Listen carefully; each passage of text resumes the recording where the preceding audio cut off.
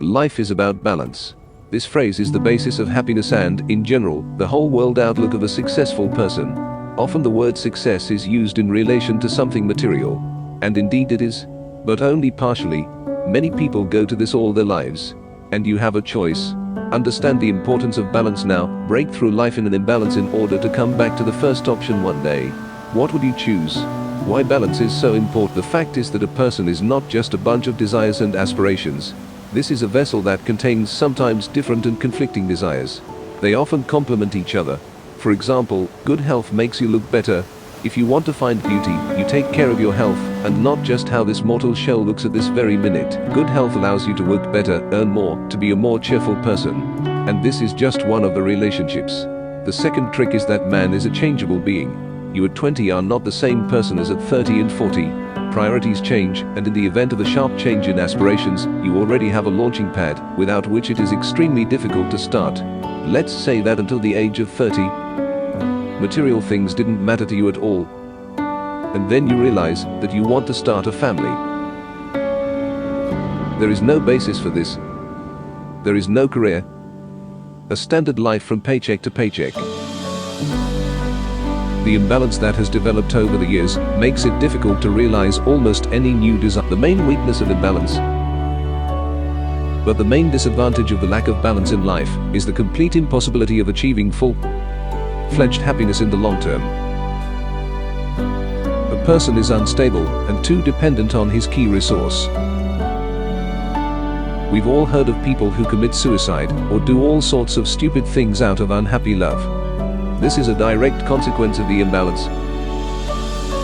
If in your life there is something other than love, then the problems in this area, of course, upset.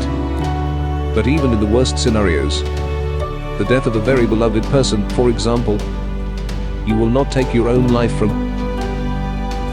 this.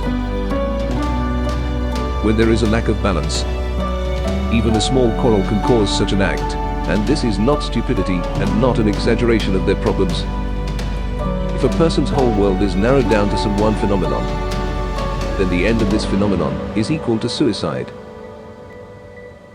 What else to live for if the main thing is lost? And besides the main thing, there is nothing, only balance. Dependence on any sphere is fraught with a complete one-time collapse of the entire life of an individual, with an incredibly deep energy pit and a very difficult recovery from this crash. Let's say a person spends many years on one job. She brings him a lot of pleasure. He sees in her the meaning of his life. Everything is going well. He does not even think about any balance. And then he gets fired. For a person in balance, the loss of a favorite job, love, any other resource, is a blow. But not fatal. For a person in imbalance, this is the end of all his dreams. It is no longer possible to get happiness in the usual way. To get a job back or return a loved one is also usually not possible. The majority in such a situation begins to destroy themselves with alcohol, drugs or other chemicals. This is a slow death. Those for whom the stress is completely unbearable commit suicide, and these people can be understood. It is also necessary to realize that, if they had thought about the importance of balance a little earlier, they would have gained greater resilience, and would not have become victims of such terrible situations. Happiness is a balanced biochemistry of the brain. On a biochemical level, it is impossible to be 100% happy being totally addicted to something. Such happiness is always illusory and ends sooner or later.